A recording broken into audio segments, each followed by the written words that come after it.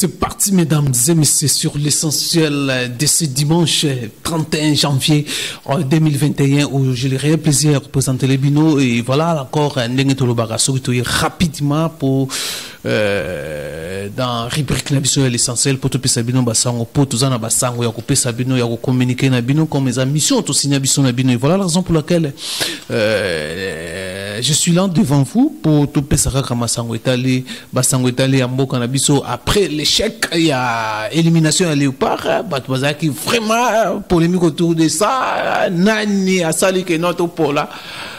On a qui se garder ma tempi, mais non, on doit être réaliste. Comment on a garder ma tempi sans que, comme on a les coachs Ibenge. Donc, les coachs Ibenge, selon Gaï, c'est lui qui est à la base. Il y a élimination, il y a Léopard, il y a Mokanabiso par rapport, il y a Ndenge à classer les joueurs, il y a une maladie, soi-disant coronavirus, et ça a toujours doute, ces jours même, Florent Ibengea, lors de l'élimination, il a fait une déclaration en disant que non, il y a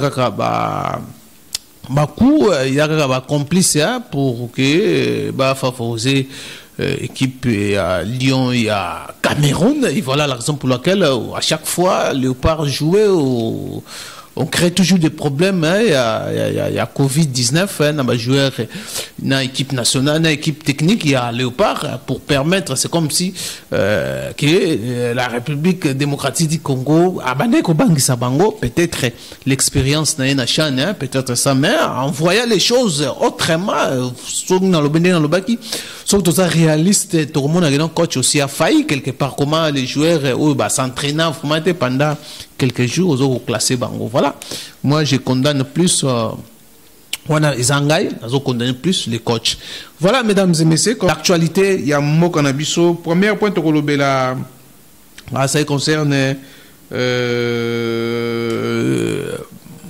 les élections dans l'Assemblée nationale. Bureau déjà pré-dépôt, il y a ma candidature. Bureau où ça, le traitement, il y a un dossier, il y a une candidature, il y a un nouveau bureau, il y a l'Assemblée nationale, pendant quelques minutes. Aussi, l'affaire Caméré, le tribunal vient déjà d'annoncer, de fixer la date, il y a Caméré. Fachi ordonne à IGF, il y a la audit dans le ministère Nyonso, avant que le nouveau gouvernement ait à l'installer. Le chef de l'État a pris ce ordre dans l'IGF, ça la audit avant que le nouveau gouvernement écoute en fonction. Voilà, mesdames et messieurs, là aussi, politique, Marambazé Belé, là aussi, il y a début à campagne, les cadre, il y a début à campagne, il y a un candidat, il y a bureau, il y a Assemblée nationale, il y a Masolo, Kakawana, et puis l'IDPS Funa, aussi, échange de vins na bango, na Funa Kuna, il y a Masolo, la image, échange de vins Salamaki, Masolo politique, Masolo surtout. Il y a réalité, la situation qui se passe au niveau, il y a IDPS pour Hollanda aussi, comment fédéraux intérieurs IDPS attaquer mandat provisoire, il y a Jean-Marc Kabonde na tribunal, ils ont matière civile, Hollanda au cours, il y a échange de vœux, mais expliquer na combattant pourquoi attaquer mandat spécial où il va appeler ça Jean-Marc Kabonde na où il va appeler ça mandat il y a présent AI. Voilà, mesdames et messieurs, quelques points tous en actualité tout comme tout cela. Alors premier point tout cela c'est concerne dépôt, il y a ma candidature, clôture et Salamaki, traitement. Et Salamaki, hier déjà, samedi le 30, passé qu'il y a traitement, il y a ma candidature, on a élagué plusieurs candidats na poste na bango et la majorité bandeko ya FCC vraiment la majorité qui surtout indépendant baza vraiment mis à l'écart par rapport à un critérium pour retenir candidature na yo ils ont respecté te yango batie bango libanda Brebindenge Salaraka, chacun, Bazokoloba, mais selon rapporteur et Assemblée nationale, ils n'ont pas répondre à des critères ôtés où il fallait retenir la candidature dans les banda. Dans la configuration de Salami, la majorité, dans la poste, ils ont des députés, des candidats, il y a union sacrée. Donc, la poste, tous les revenus dans les candidats, il y a union sacrée. Sauf les rapporteurs adjoints, ils ont forcément destiné à l'opposition. Mais tous les banani bakozoyango. Banani bakozoyango. El Fayoul, FCCP kuna bazako kabwana. Les autres, baza pour l'opposition républicaine. Oyo surtout bazo maîtriser les rouages, bazo maîtriser les contours, il y a gestion mboka, l'équipe expérience et gestion mboka, donc baza mieux placé pour lander les choses, pour lander les choses à la loupe, pour baza na secret comment l'État fonctionne. Malgré baneko accusé bango la mauvaise gestion, mais bon ça la opposition républicaine. Opposition républicaine. Quand on a Martin Fayoul, il n'y a pas tombé déjà constitution. À telle constitution, à rien. Félix c'est que dans violé. Pour Félix c'est que dans violer constitution dans n'enga sakanate. Alors il va mettre hier déjà il avait reçu certains fédéraux et à parti naïe pour mettre les mettre Macambunios au point pour que les actions et banda na terrain. Voilà, mesdames et messieurs, point aux alaki nangoya koloba par rapport il y a deuxième poste, il y a rapporté à l'Assemblée nationale nanya ko kipango, banani ba ko kipango. Parce que les restes de postes ce sont toujours candidats il y a union sacrée de l'opposition, union sacrée pardon de la nation, oyo bango bakozo ba poste wana na président de l'Assemblée nationale. Ezalaki na ancien gouverneur Kimunda ba élagué écarté candidature ils ont conformité à remplir ces conditions. Jean-Marc Aboun il reste seul candidat unique, Mbosso candidat unique, donc campagne à lobby lundi de José Banda ils ont pour la formalité bazaka ba candidat moko en part ça y a campagne on est que ça la macacité, mais comme la loi la forme règlement démocratique donc bakoleka na ba campagne na bango bon les décors ça déjà et bani déjà Jean-Marc Aboun Regan à sosonga na poste natika à sosonga bien que certaines baza vraiment pas d'accord avec d'autres dans d'autres opinions sont baza d'accord par rapport au ndenge ba azalaki limogé na Assemblée nationale le même député balongola qui est le même député bakozong c'est ça amsou bazo sentir vraiment il fallait choisir un autre candidat à IDPS, mais quand cela se tienne Jean-Marc Aboun c'est le choix il y a IDPS. Oyo, Akozalawana. Merci de me voilà les deuxièmes points par rapport à ce qui se passe dans l'Assemblée nationale. Demain, déjà lundi, les premiers. Les deux campagnes, il y a des candidats et l'Assemblée nationale. Et par rapport à la configuration, déjà, et mon ami, il y a déjà un nouveau bureau, déjà, déjà, on est salami. Ils ont pour la beauté, il y a des règles du jeu. Il y a un Kende. Campagne na bango bakosala bakobanda lobby lundi mardi mercredi sélection et puis installation à bureau définitif. Affaire Caméré, le tribunal d'appel vient de fixer la date d'appel. Le tribunal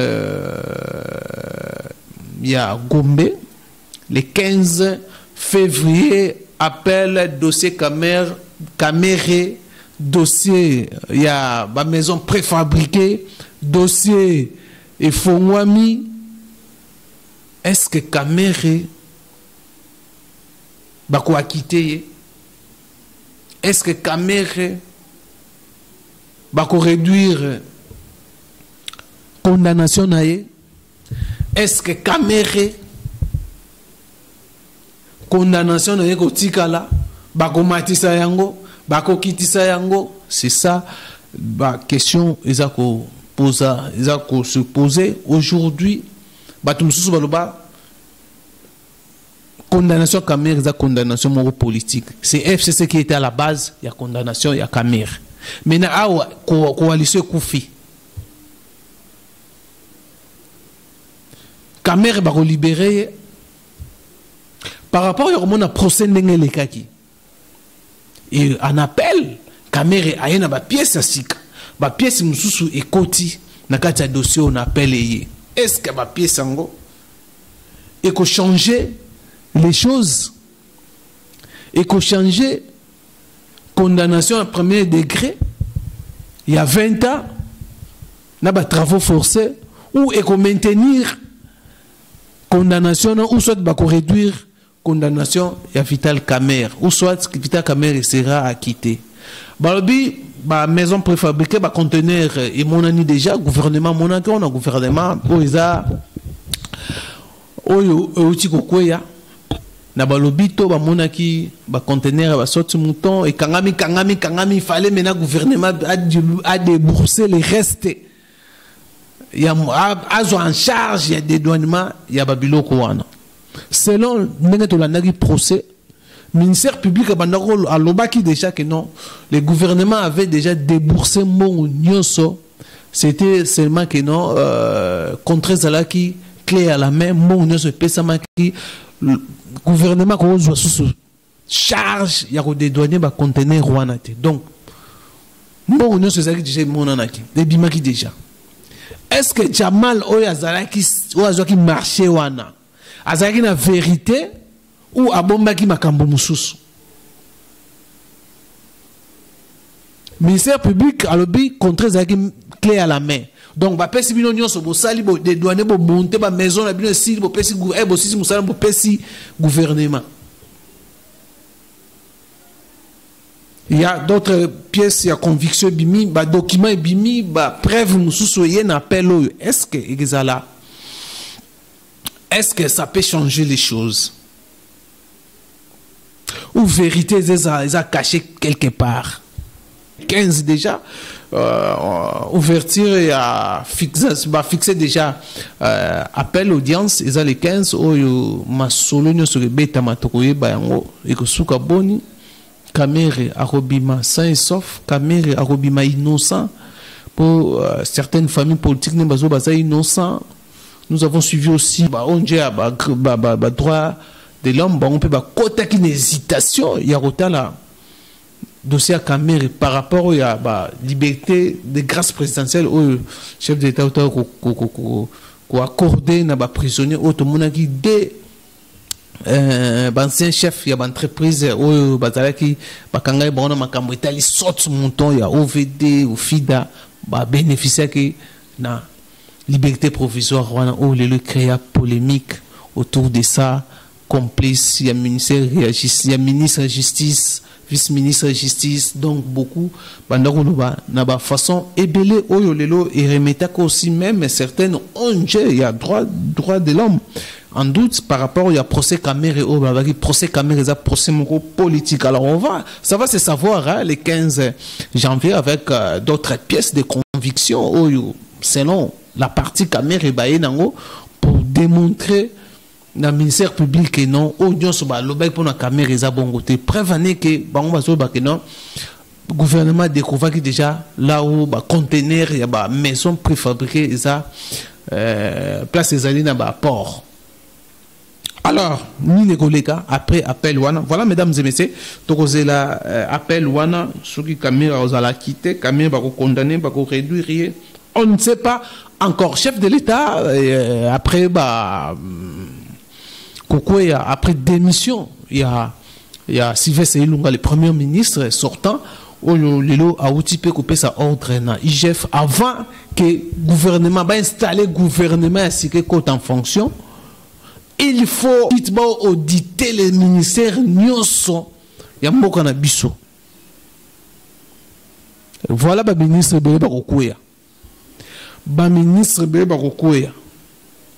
L'audit chef d'État PCDA ordre na IGF abanda bodis na entreprise et pardon na ba ministère nyonso ya mboka na biso avant que le gouvernement sika Comme je vous ai annoncé là, à la fin, Tokosuka, na cérémonie, à remise, pardon, il y a échange de vœux, il y a IDPS et Salamaki Nafuna, et surtout, Bazanga répété qu'on communiquer la situation, il y a la situation politique et en surtout l'avènement, il y a IDPS na pouvoir, qu'est-ce qui se passe, ni les aussi mbattés, na kata IDPS, et surtout, expliquer qu'il na membre na bango, qui n'a invité, que non, dossier, il y a mandat spécial, attaquer déjà à faire, il y a mandat spécial, il y a jamais Kabound, où il est dépassé, délai, où il était selon bango parti en déséquilibre. Parce que comprendre était parti en déséquilibre. Alors, comme ils ont matière civile, attaquer qu'on a tribunal, où c'est la date, tribunal a fixé audience, où il faut samba par rapport à mandat spécial où selon Bango ils ont bloqué les fonctionnements, les bons fonctionnements, il y a IDPS. Alors suivez et puis on se retrouve tout à l'heure.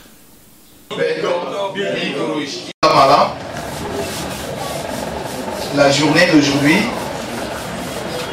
c'est une journée auquel nous sommes habitués chaque année, comme d'habitude. Ça fait plus de 10 ans, chaque début de l'année, nous nous retrouvons pour échanger les vœux par rapport à l'année qui venait de s'écouler. C'est ainsi au niveau du comité fédéral, malgré la situation qui traverse les organes de base de l'IDPS sur les comportements de ceux qui se croient être les vrais dirigeants de ces partis, auxquels nous devrions, comme d'habitude, nous retrouver pour la cérémonie d'échange de vœux. Pour cet après-midi, je tiens à vous remercier infiniment, vous combattantes et combattants, qui a accepté, au-delà de tous les autres programmes que vous avez dans vos familles, vous avez accepté de se retrouver en ce lieu où nous avons décidé de se retrouver pour nous échanger en ce début de l'an 2021. Mesdames, Mesdemoiselles et Messieurs, depuis que nous avons commencé les combats pour la libération de la République démocratique du Congo, ça fait aujourd'hui 38 ans durant, malgré la prise du pouvoir en 2018, où nous avons gagné les élections, malgré les passations pacifiques du pouvoir par le président de la République, qui est l'homme par excellence que l'IDPS a bien voulu qu'il puisse lui représenter aux élections, auxquelles le peuple a jeté son dévolu sur sa personne. Ça fait aujourd'hui 2 ans durant qu'il s'est battu pour voir dans quelle mesure il pouvait appliquer la philosophie que l'UDPS défendait au moins pour l'intérêt du peuple congolais, dans la vision selon que notre maître Étienne Tshisekedi Luamulumba nous a légué, celui du peuple d'abord. 2 ans durant, le président a estimé que ça valait la peine qu'on puisse changer d'épaule pour parvenir à réussir ces promesses qu'on avait faites au peuple congolais pendant la campagne électorale. Quand j'essaye de brosser de cette manière, c'est pour vous faire comprendre qu'aujourd'hui, l'an 2020 C'est une année différente des autres années. Pendant 38 ans, en 2019, nous avons gagné les élections. En 2020, c'était la passation du pouvoir pacifique. Ce qui veut dire, nous venions, n'est-ce pas, une fois concrétiser la prophétie de l'homme par excellence, notre maître, le fait Étienne Tshisekedi, qui nous avait promis les jours où l'UDPS prendra le pouvoir, il n'y aura pas un coup de balle, le détournement d'un coup de balle dans ces pays. C'est chose faite, nous avons pris le pouvoir, ça un coup de feu. Nous avons perdu encore 2 ans pour asseoir la vision de cet homme qui est Étienne Tshisekedi Wambura. Comme la personne qui a pris la direction n'est autre que le fils biologique portant le sang d'Étienne Tshisekedi, ça c'est la première chose. De deux, c'est son fils politique qu'il a eu encadré. Depuis sa naissance, cet homme n'a vécu que les brimades, les répressions, les arrestations. Aller à l'école, c'était un problème. Il a vécu tout ce que son père faisait comme activité politique pour les changements dans ces pays. C'est cet homme-là que nous, combattantes et combattants, membres de l'UDPS, au travers les congrès de l'UDPS, nous avons fait les choix pour qu'il puisse nous représenter aux élections. Comme Dieu était avec nous, nous sommes parvenus à gagner ces élections. Hélas, la victoire auquel on devrait partager avec nos détracteurs hier, nous devrions partager le gouvernement avec eux. Malheureusement, ces gens, au lieu de comprendre qu'ils devraient faire avec cet homme pour réussir, n'est-ce pas, les changements tant voulus par le peuple congolais dans ces pays, ils ont commencé à constituer les obstacles pour la gestion de ces pays, ce qui a permis au fils de lion, qui est aussi un lion, qui était fils hier, aujourd'hui c'est un lion tout fait. Et voilà, il a pris les choses en main, il a décidé que les choses puissent changer, il a détruit cette alliance, il a décidé de la dissolution de cette alliance qui l'a empêché, n'est-ce pas, de réaliser les promesses qu'il a faites au peuple congolais. Et voilà, aujourd'hui, nous sommes dans l'union sacrée de la nation. C'est dans ces conditions-là, les micros cet après-midi pour échanger avec vous. Comme nous avons l'habitude de le faire chaque année, Monsieur le Président sectionnaire, Monsieur le Président cellulaire, je tiens à vous souhaiter le vœu, le meilleur, de prospérité, de longévité, de la bonne gestion de la République démocratique du Congo. Cette année qui commence soit une année auquel vous, combattantes et combattants, membres de l'UDPS, cette fois-ci, vous allez gérer la nation congolaise avec Félix Antoine Tshisekedi à tous les niveaux.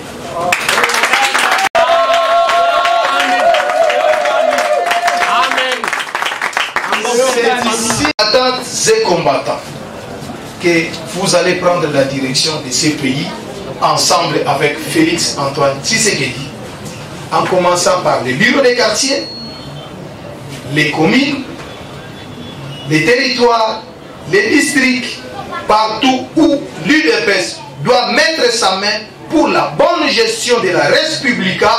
Vous, combattantes et combattants, membres de l'UDPS, vous devez y être. Amen.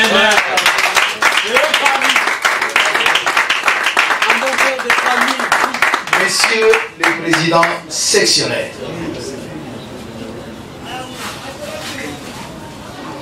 nalingi awa naloba yango na lingala batata bamama baprésident sectionnaire na phase oyo tozo kota eza lisusu phase ya miniature te. Cher combattant, mutu mabe atikala kaka mutu mabe. Etienne Tshisekedi ayebisa biso ke na IDPS c'est les rapports de force sur terrain. Kozela te oko makamaradi ya Kabund po ondima ke oza na IDPS. IDPS viva. Viva. Tango yaka na IDPS Kabund azalaka te. Po diriger quartier na yo, section na yo, ezosenga cutus ya Kabunde te. Koyeba koloba, koyeba ko agencer ba mot, koyeba ko communiquer, koyeba ko luka information et pas yo esengeli ozwango ko transmettre yango na peuple congolais pour que tout ait liboso. Yango na lingi na senga na bino ba président sectionnaire. Prenez votre courage. Appelez les Congolais. Tozo tenir ba réunion mabe. Tozo tenir ba réunion na ba Congolais te. Tozo tenir ba réunion biso na biso ba membre ya IDPS. Ce n'est pas ça la vision qu'Étienne Tshisekedi nous a léguée. Il faut qu'on implique le peuple congolais nyonso à participer à la politique ya mboka oyo. C'est comme cela que celui qui peuple congolais tellement tala monguna linga kota na gauche tokotelema tokobengana ye ensemble. Et lingi kolobate que lokola IDPS aza na pouvoir que makambo nyonso esili. Ennemi akosala par tous les moyens à constituer un obstacle pour que to réussir Paris oyo to qui décision te pour topé sa peuple congolais oyo azozeli la biso. C'est ainsi que Yonangai, de la même manière, tout ça la réunion chaque jeudi à la fédération. De la même manière que chaque samedi, Bino peut se retrouver dans la section à Bino. De la même manière que chaque dimanche, ma président cellulaire, il faut se retrouver dans la cellule na bango. Il se fait malheureusement, bato bakomi kozela plus que akokoma wapi lobby pour yatondisa poche na ye aller sa famille na ye. Soki va promettre que kuna biso to kopesa bino ba poste nde oyoka bakimi mbam. Nzokande yeba yango ke pona ko diriger cette fois-ci il faut la méritocratie. C'est celui qui mérite, c'est celui qui doit diriger.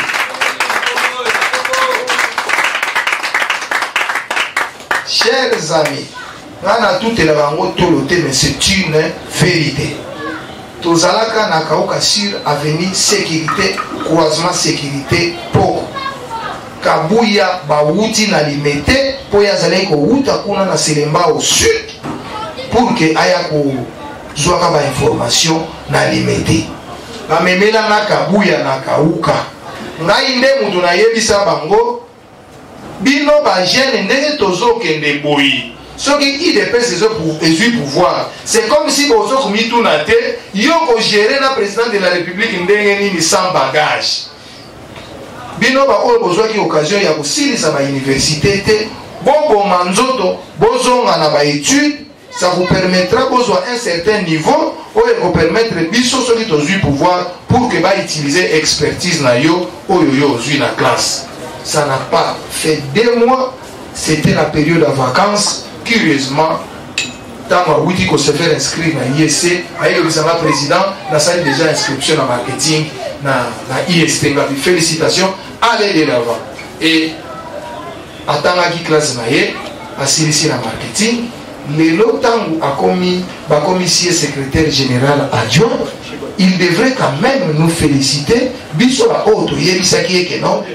en classe. Pour ça, on a une classe coefficient intellectuel, va considérer pour que va payer un fils que département de communication et si on va avant à comme secrétaire général IDPS vivant. Aujourd'hui il est ce qu'il est, c'est parce que tout ça attend. Donc tina na lobby yango pour comprendre que la méritocratie exige un certain nombre de valeurs, un certain niveau. Évidemment, parti politique peut se former par cadre à tous un diplôme à l'université, ils sont bien formés, au gérer un niveau pour que département ou direction ou place où on pour gérer un go na ba condition yamala. IDPS viva. Viva. C'est comme cela aujourd'hui dès la Lobaki et nous souhaité lever les meilleurs pour l'an qui commence. La bonheur, la prospérité puisse être votre partage de chaque jour et la réussite dans notre action politique sur le terrain. Monsieur le Président sectionnaire et solidaire, voilà ce que je pouvais échanger avec vous cet après-midi avant que nous parlions politique. Je reçu avec beaucoup de joie vos vœux que vous avez bien voulu nous présenter. Et alors, il sera ingrat de notre part de ne pas réciproquer. Voilà pourquoi nous, moi, président sectionnaire de Kalamou et tout le président cellulaire de Kalamou, nous vous présentons nos vœux de bonheur, de réussite et de prospérité. Nous espérons que cette année, après plusieurs années d'élite, nous espérons que cette année sera une année de bonheur pour la Fédération de la Fauna. J'ai dit... Chers amis, nous ne pouvons pas terminer la cérémonie de cet après-midi sans qu'on puisse parler politique. Mais avant de parler politique, qu'il me soit permis, au nom de la Fédération de la Fauna, auquel j'ai le privilège de diriger ces jours, au nom des combattantes et combattants, membres des comités sectionnels, solidaires, je souhaite lever le meilleur au président de la République, lui qui, par la grâce de notre Seigneur Jésus-Christ, lui qui a pris la direction de cette nation dans les conditions les plus difficiles possibles, malgré les élections, lui qui a eu à partager le pouvoir avec les ennemis du peuple d'hier, mais par la grâce de ces dieux, il a eu le courage de détruire cette barrière pour qu'aujourd'hui, qu'il puisse diriger le pays selon la vision dont son père Étienne Tshisekedi Wamulumba lui a légué. C'est ainsi que pour cet après-midi, au nom de la Fédération de la Fauna, au nom des combattantes et combattants, je souhaite lever les meilleurs au président de la République, Fachi Béton Bikourouche. Je vous remercie. Comme je le disais tantôt, Togo ça la cérémonie a boyété sans que tout le la politique yamboka oyo. Mais tant que la politique yamboka oyo, qu'il nous soit permis aussi de frôler quelque peu ce qui concerne l'IDPS, notre parti. Bien, chers combattants, l'IDPS, notre parti, ils ont traversé un moment difficile. En principe, parti Nabise Sengela qui est Tambola Nzela Moko, na président de la République. Viva! Viva! Parti Nabiso et Sengela qui est Tambola Nzela Moko, na président de la République. Il s'est fait malheureusement. Au lieu de parti et Tambola Nzela Moko, na président de la République, vous remarquez ensemble Nangaï. Président Azo Bouka ba obstacle ba barrière. Bikonongo ndenge tolobaka na lingala. Oyo baza kotiela ye na nzela pour que apesa peuple oyo esengelaki apesa te. Esengelaki apesa. Président Azo Bouka yango yemoko sans accompagnement ya IDPS. IDPS viva. Viva. Boko remarqué ensemble nanga na lingi nazongi sabino ne sika wana. To gagner ba élection Fachi, président de la République. Principe constitutionnel voudrait que le chef de l'État puisse nommer un informateur. Oyo ako permettre à identifier majorité na parlement. Nzokande parlement wana ni biso IDPS ni PPRD. Mutu moka zaki na majorité na parlement azalaki te. Président na Namibie alingi aluka majorité. Oyo pozo majorité esengaka kaka lisolo na ba promesse. IDPS viva. Viva. O sololi na bandeko oyebisi bango ete lelo nga nazwi pouvoir président de la République mais naza na majorité na parlement te. Nalingi nazo majorité na parlement mais pona koma majorité il faut na sangana na bino. Soki bondimi koya na ngai nazwi majorité wana na kosala gouvernement tokosala programme oyo ensemble na ngai na bino toko gérer mboka po topesa peuple oyo avotaki nga président de la République bino ba député po topesa bango oyo baza nango posa bosenga biso ba politicien topesa bango IDPS viva. Viva.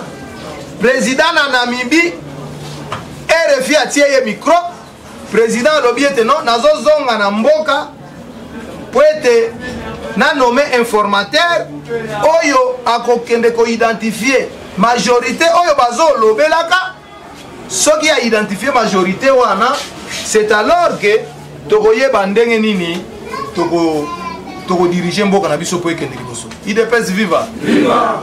Na esika ete azonga a nommé informateur bino moko boyebi le principe voudrait que soki okomi mokonzi ya mboka ozalaki président ya parti politique oza frappé na incompatibilité, c'est-à-dire okozala à la fois président ya parti politique te na président ya mboka nde tina wana na mayele o président azalaki nango ba proposaki ye mandat spécial ete apesa intérim ya mwa mikolo muke na Jean-Marc Kabundu oyo azalaki secrétaire général oyo azali secrétaire général tilelo malgré makambo ya lobaka pour que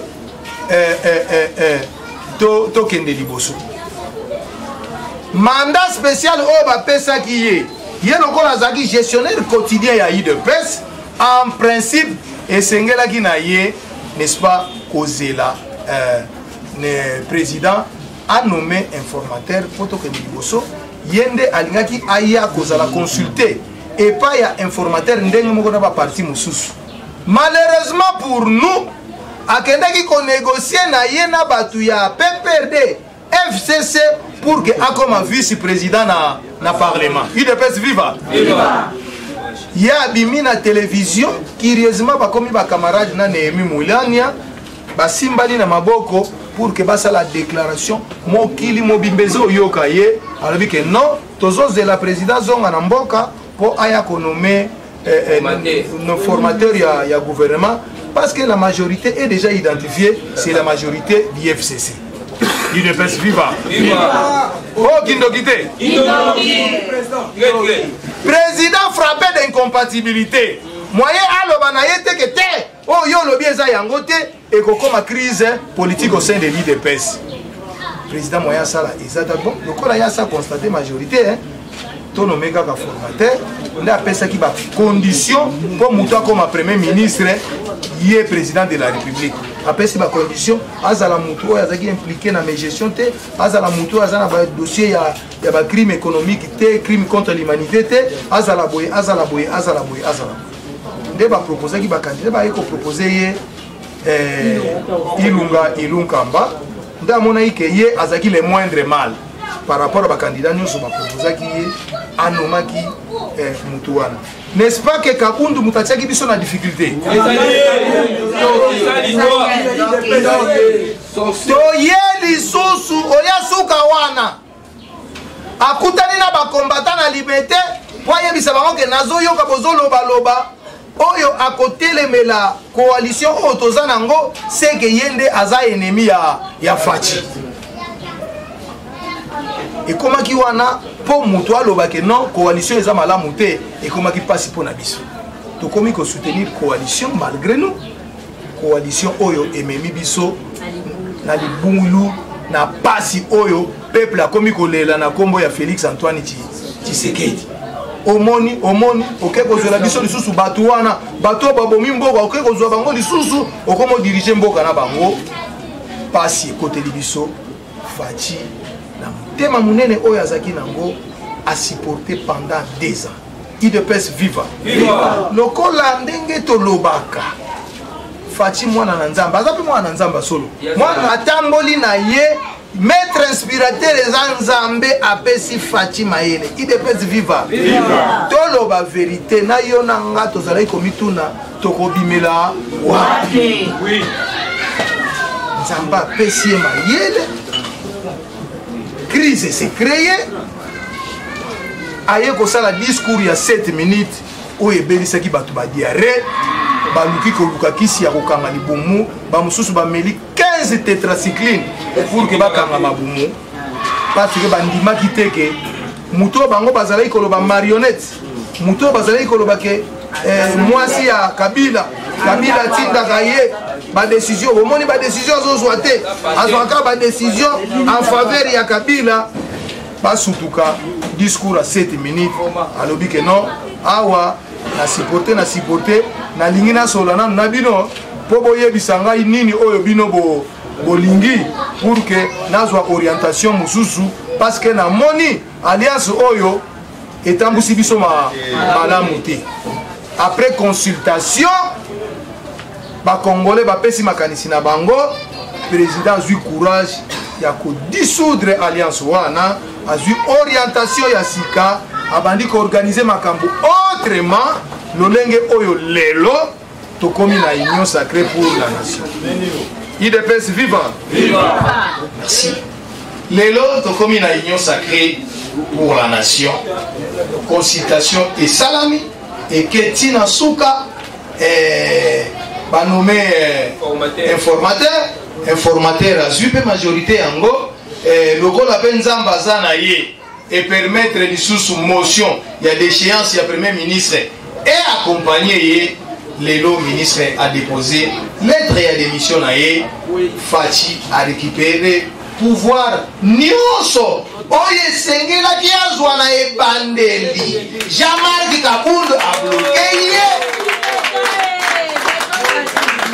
bandeko nanga eza na bavérité mosusu balobaka yango na bamiskle te balobaka yango na pete à celui qui veut comprendre de comprendre makambo oyo tozoloba yango à la longueur de la journée bafingi biso ke tolingaka Faci te tolingi mboka oyo te tolingi bolamu ya parti oyo te nzoka nde bato baza ko se prétendre être ba dirigeant ya parti bango nde bato bazosie parti lelo Faci akomi ko réparer mabe oyo bango basalaki. IDPS viva olie esuka wana esukaki wana te nakopona ba ministre oyo esengelaki ba représenter IDPS pour ba accompagner chef de l'État esalami na bakanyaka ba collaborateur oyo esengelaki bakende po batelemelaka FCC na conseil des ministres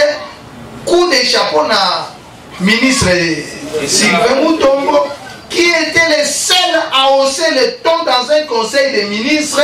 Ce qui va concept ya mabe elingi ekota yenda zalaki kotelemela babine me yozo komi koya na parlement debout awa bi oui naza parlementaire debout na koya awa na ki parlementaire debout parce que bino bozo continuer ko détruire mboka oyo ensemble na biso poto partager mon avis to partager mon avis noté IDPS viva mais tous les restes les boyata les Lupetu et Kondo tout ce monde là bazo vanda na ba conseil des ministres monoko ya kokanga ibandeli suka soki juriste moko ya PPRD azui maloba bango monoko ya kokanga et maître Sylvain Mutombo a démontré que azalaki combattant outi vraiment na parlement debout accueilli de azalaki courage ya kosala musala na ye oyo ndenge esengelaki ya ça lelo ba dissoudre gouvernement dans quelques jours il y aura un formateur du gouvernement et majorité logo laissé yebani to kende liboso to tia bureau ya sika to kende liboso mais phase oyo tokomi na yango eza lisusu phase oyo ya ba justification te o te pouvoir ezalaki ndambo o te toza na problème ya contre-saint mutu akocontre-signe aza te eza phase oyo ezosenga IDPS il faut agérer un président de la République na bisika nyonso attends membre ya la fédération de l'intérieur tous en bango ensemble dans un collectif de présidents fédéraux de l'IDPS de Kinshasa et de l'intérieur. Voilà. Kunande toujours travailler ensemble dans un lobbying où ils ont permettre bisoto kota partout. To suki kaka wana te. Lokola mandat spécial wana ils ont constitué un goulot d'étranglement. Où ils ont pris sa pouvoir excessif à un messier d'agir au nom de l'IDPS alors que na IDPS simaya liwa ya président simaya empêchement ndenge fachi accueilli et statut na biso et prévoir l'article 26 il faut directoire et diriger mboka pendant une période bien déterminée bongo et diriger parti na biso pendant une période bien déterminée bongo tokene na congrès et pas ikani oyo tokoyeba ko voter président ya parti na biso oyo akogérer parti na biso dans un mandat officiel. Il est pèse viva. Viva. Nde wana toza na bandeko oyo tozo travailler na bango ba witaki na intérieur baza na Kinshasa ba mususu ba lingi ba kokisa 2 ans na Kinshasa ba mususu baza na 14 mois ba mususu baza na 18 mois bobete na ona babo. Chers amis, atiki mwasi atiki ndako atiki misala na ye pour que aya kobundela intérêt ya batu oyo ya dirigeaka na province ba mususu bayaki depuis investiture ya président de la république bandeko na ngai balingi te bakutana na président de la république pour que bayebisa président de la république makambo baza nango olie esuka wana esuki wana te pandake bazali awa na Kinshasa nano bazongi na mboka te bayoka o banome batu po ba remplacer bango batu wango bauti wapi ba mususu baza ba membre ya PALU ba mususu ba membre ya PPRD nde bango wana ba désigner bango po ba remplacer bango na intérieur esika oyo bango ba géraka parti IDPS viva viva nde na bandeko wana tozosala musala oyo ensemble toza na ndeko Chiaz oyo aza na biso na poko na lelo awa ndeko Chiaz si vous pouvez vous mettre debout puis le collègue Kolosi voilà le président fédéral il y a Kolosi ndeko Chiaz nde tozo travailler na bango dans ces lobbies. Merci collègue. Na droite na ngai tozana monsieur Jean-Paul président ya fédération ya Okatanga. Fédération ya Okatanga.